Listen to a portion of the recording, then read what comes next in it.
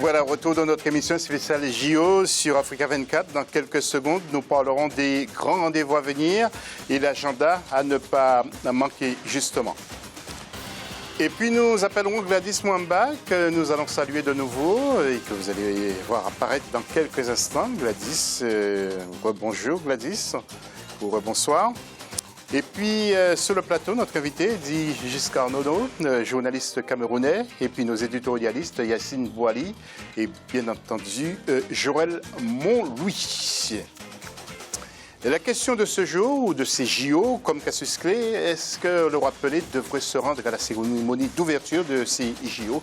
Vous intervenez sur nos réseaux sociaux, notamment JO 2016, Africa24tv.com. Sans tarder, nous retrouvons Gladys pour les rendez-vous à venir après ceci. Alors Gladys, dites-nous tout Gladys, dites-nous tout. Alors la journée du 8 août, du lundi 8 août, va s'annoncer plutôt chargée pour les athlètes africains, avec au menu du volleyball pour les joueuses camerounaises ou encore du basketball pour les Nigérians. On fait le point avec Oumou Kalsoumba. Après l'entrée en liste des athlètes africains avec les sports à la tire et le tennis de table, le programme s'annonce chargé pour la journée du lundi 8 août 2016. Chez les hommes en basketball, le Nigeria fera face à l'Argentine. La Tunisie, quant à elle, affrontera la France et l'Égypte croisera le fer avec la Slovénie pour le handball. Du côté des dames, le judo sera à l'honneur. La Sénégalaise Hortense Diédhiou, dans la catégorie des moins de 57 kilos, affrontera San Vendergen des Pays-Bas. Et enfin, le volleyball, le Cameroun fera face au Japon à 16h35 GMT ce lundi. Et puis avant de nous quitter, Gladys, quelques infos à nous livrer de Rio précisément? Alors oui, on peut noter le grand retour du rugby à 7 pour ces Jeux Olympiques, une discipline absente depuis 1924. Ce samedi 6 août, l'équipe féminine du Kenya a affronté la Nouvelle-Zélande dans le groupe B. Score final 52-0 pour la Nouvelle-Zélande. Les joueuses kenyanes joueront un deuxième match ce samedi contre la France à 19h GMT. Côté masculin, le Kenya et l'Afrique du Sud entreront en lice à partir du 9 août. Et puis en athlétisme, la Sud-Africaine Caster Semenya a fait le choix d'abandonner le 400 mètres pour se focaliser sur le 800 mètres, sa distance de prédilection. La championne du monde reste un espoir de médaille pour le continent africain, José. Voilà, merci Gladys, en tout cas. Alors, l'ambiance aussi, un coup d'œil encore à Rio pour ces images autour des Jeux. Un rendez-vous planétaire, bien sûr, avec après la Coupe du Monde 2014, le Brésil, encore une fois, sous l'effet de projecteurs. Nous allons voir quelques images, si vous le voulez bien. Donc, voilà l'ambiance qui règne là-bas. Alors, nous allons enchaîner avec, bien sûr, les rendez-vous que vous attendez tous. Mais je voudrais, Joël, vous suivez quel sport en particulier? Vous attendez quoi de l'Afrique? Le cyclisme féminin, paraît-il, vous attendez quelque chose? Oui, dans les prochains jours de ce cyclisme féminin, non? Non, on avait tout à l'heure, effectivement, on a un petit peu évoqué le cyclisme féminin, parce que je trouvais que c'était intéressant de mettre en lumière, on va dire, un sport qui est peu mis en lumière, surtout du côté des femmes. Et c'est un exemple, une illustration parmi tant d'autres du potentiel et de l'importance des sportifs africains. On a, par exemple, une équipe féminine de cyclisme qui est en train de se former, et quand on repense un petit peu à 2-3 ans avant, on n'avait aucune athlète africaine qui avait pu participer au championnat du monde. Et on a l'exemple d'une athlète qui s'est mise au vélo 2 ans avant, et donc 2 ans plus tard qui se retrouve déjà à être présente pour les championnats du monde. Je trouve que c'est une illustration parmi tant d'autres, du potentiel des sportifs africains et du potentiel de tout ce qu'on peut faire. Et je suis persuadée qu'on fera de très bonnes choses pendant ces Jeux Olympiques. Oui, Yacine, vous, qu'est-ce que vous attendez? Dans quelle discipline vous sentez les athlètes bouillir? Tout le monde dit l'athlétisme en particulier. Bien sûr, l'athlétisme en particulier, il faut savoir que les épreuves du fond, du demi-fond sont l'apanage de l'Afrique en général. Ça fait depuis des années que les Kenyans, les Éthiopiens ou les Africains du Nord, soit l'Algérie ou le Maroc, dominent le demi-fond. Mais par contre, comme le handball par exemple, l'Égypte ou la Tunisie en masculin peuvent. Il y a des places à prendre. Voilà, ça veut dire ça. Je pense plus à l'Égypte et aussi l'équipe angolaise du handball féminin qui a fait d'énormes progrès depuis 10 ans. Je pense que ça pourrait être la révélation de ces Jeux Olympiques. Il y a aussi d'autres disciplines comme la boxe où l'Algérie par le passé a eu des médailles olympiques. Donc je pense que l'Afrique, voilà, même peut-être en natation, voilà. Donc, oui, avec les Africains du Sud. Mon cher Edith, vous alors, la natation n'en a pas beaucoup parlé, mais les Africains du Sud seront bien sûr omniprésents. Sans aucun doute. En ce qui me concerne, j'attends sincèrement des Africains tout simplement de respecter, l'ensemble des athlètes présents, de respecter les valeurs de l'olympisme. C'est-à-dire que l'excellence, le travail et le respect. Vous savez, malheureusement pour nous, ça c'est déjà un peu mal...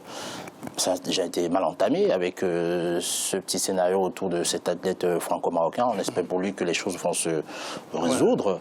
Mais cependant, moi je fais partie de ceux qui pensent que lorsqu'on suit une compétition comme celle-là, le but n'est pas de retenir, de regarder ceux qui vont obtenir des médailles. Mais c'est surtout les émotions qu'on ressent. Vous savez, les Jeux de la dernière édition, moi en ce qui me concerne, et je pense que beaucoup sont dans mon cas, on se souvient plus de ces athlètes africains qui ont essayé de nager, mais qui n'y arrivaient pas. Ça, c'est une émotion forte. Ça a marqué l'histoire, ça a marqué beaucoup de personnes. Ouais, mais par contre, les vainqueurs de la même course, on s'en souvient pas. Et c'est de ça qu'il s'agit, c'est ça. Il ne faut pas rester aussi uniquement sur ces images-là. Non, je prends un exemple. Il faut plonger pour arriver 3 jours après et ne pas gagner. C'est un exemple qui est illustratif, Yacine. Mais ce sont les titres qui restent, ce sont ce qu'on gagne qui reste. Je comprends parfaitement la réaction de Yacine parce qu'il ne sait pas nager. Oui. Donc, il y a... mais vous savez, mais deux fois, José, en 2 secondes, 2 fois s'il ne sait pas nager, c'est pas parce qu'il est destiné à ne pas savoir nager, c'est parce qu'il a peut-être vécu dans un contexte qui l'a empêché de ne pas savoir nager. Et c'est ça l'olympisme, justement. C'est-à-dire que le rassemblement des personnes qui peuvent et des personnes qui ne peuvent pas. C'est de ça qu'il s'agit. D'ailleurs, il faut signaler la présence d'une délégation de réfugiés qui peut-être qu'aussi il pourrait gagner des titres. Ça fait partie des temps forts pour la cérémonie d'ouverture et pour l'olympisme en général. Nous allons enchaîner, merci. Quelques micro-trottoirs, réalisés à Rio. Écoutez, quelques jeunes filles ou une jeune fille, donc à Rio. Écoutez ce qu'elle dit.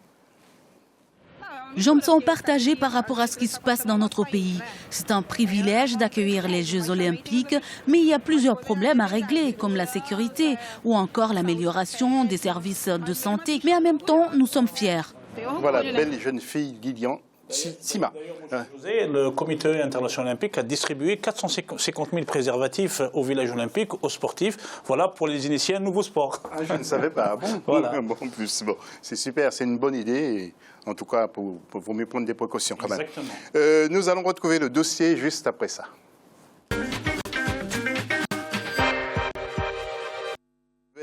Les nouvelles du continent. Donc, retrouvons maintenant Samlo Victoria Sedji qui nous parle de la lutte contre de l'athlétisme donc du côté de l'Afrique, parce que dans mon lancement, c'était pas bon du tout.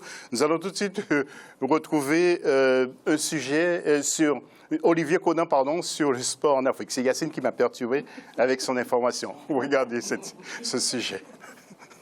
Les Jeux Olympiques sont très importants pour le continent africain.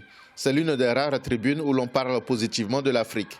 De grands sportifs africains ont marqué les Jeux comme l'Éthiopien Abebe Bikila, vainqueur du marathon en 1960 à Rome en courant les pieds nus. Il a été le premier athlète africain à remporter une médaille d'or aux JO. En 1984, la Marocaine Nawal El Moutawakel devenait la première africaine à remporter une médaille d'or aux 400 mètres air féminin. Aujourd'hui, les médailles africaines ne font plus sensation et sont plus nombreuses. Le Kenyan David Rudisha a été sacré champion sur 800 mètres en 2012. Son compatriote Ezekiel Kemboi, double médaillé d'or en 2004 et 2012, est le roi du 3000 mètres steeple. Pour décrocher des médailles à Rio, l'Afrique va encore une fois devoir compter sur la suprématie des Kenyans et Éthiopiens dans les courses de fond et demi-fond.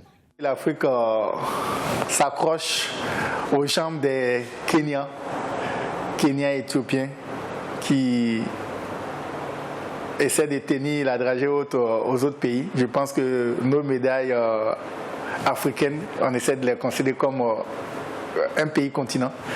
Et le Kenya, l'Éthiopie et les quelques pays du Maghreb dans d'autres disciplines en athlétisme essaient de nous aider. Les Kenyans et les Éthiopiens sont imbattables. Ils sont présents sur le 3000 mètres steeple, sur les courses de fond, c'est-à-dire le 10 000 mètres et le demi-fond, les 5000 mètres ou bien le 1500 mètres. Ils gagnent souvent le 3000 mètres steeple. L'une des grandes dates de l'Afrique au JO remonte à 1976. Le rendez-vous de l'olympisme est victime de l'incursion de la politique dans l'arène sportive. Les pays africains font bloc pour dénoncer la politique raciale ségrégationniste en Afrique du Sud qui a participé aux JO de 1904 à 1960. Exclue des Jeux en 1962 jusqu'en 1992, elle devient indirectement la cause du boycott des pays africains en 1976 au Canada. Je me souviens un peu des JO de Montréal en 1976 où pratiquement toute l'Afrique avait boycotté parce que sous prétexte que la Nouvelle-Zélande qui avait emmené une équipe en Afrique du Sud, son équipe de rugby, et voilà, elle ne devait pas y être. Au palmarès des médailles, les pays africains font pâle figure. En cause, le nombre réduit de disciplines dans lesquelles leurs athlètes s'alignent et le manque de moyens financiers pour la préparation des compétitions. Un autre danger guette l'Afrique qui regorge de talents, c'est la naturalisation au profit de pays hors du continent de ces athlètes. Il y a beaucoup de Kenyans qui ont changé de nationalité. Quand vous les prenez, ils sont devenus des Bahrainis, ils ont signé pour le Bahreïn, ils ont signé pour le Qatar, ils ont signé pour les États-Unis. Ça veut dire que c'est des athlètes qui ont des choses à vendre. Donc les pays qui ont plus de moyens courent derrière eux. Maintenant, je crois que le Kenya, avec tout ce qu'ils font, c'est rare qu'ils quittent leur pays parce qu'ils ont une certaine technique. D'abord, leur pays, sur le plan géographique, est tellement bien pour s'entraîner, pour faire les courses de fond. Donc ils préfèrent rester dans leur pays. Pour minimiser l'impact du départ des athlètes, les dirigeants doivent proposer des moyens et des objectifs conséquents aux sportifs prometteurs. En plus des récompenses, leur reconversion doit être assurée. Et malgré les difficultés, l'Afrique est présente aux Jeux olympiques de Rio avec beaucoup d'espoir. L'Association des comités nationaux olympiques d'Afrique a pu négocier avec le comité olympique américain un stage pour 50 sportifs du continent afin de booster les chances des athlètes africains à Rio. Nous avons obtenu plus de bourses pour les Africains. Deuxièmement, en plus de cela, il y a un an, nous avons mis à disposition près de 1 demi-million de dollars pour que nous puissions prendre des athlètes pour pouvoir être formés. C'est ainsi qu'on a pris 111 athlètes, ont été retenus pour être formés un peu partout, leur donner les moyens de s'équiper, de se former dans différents pays. La campagne olympique des pays africains aux Jeux de Londres en 2012 n'a pas été fructueuse pour le continent, avec au total 34 médailles contre 40 en Chine en 2008. 4 ans plus tard, un horizon nouveau se lève pour l'Afrique. Les Jeux olympiques à Rio au Brésil s'annoncent sous de meilleurs auspices. La Sud-Africaine Casper Semenya, l'Éthiopienne Genzebe Dibaba, les Kenyans Ezekiel Kemboi et David Rudisha sont au meilleur de leur forme. Nul doute que les arènes brésiliennes verront flotter plus d'une fois les drapeaux et les spectateurs entendront plus d'une fois les hymnes nationaux des pays africains. Voilà, et puis nous allons voir l'agenda avant de mettre un terme à cette émission. L'agenda avec du basket homme, ce sera pour lundi bien sûr, et nous aurons groupe B, Nigeria contre l'Argentine.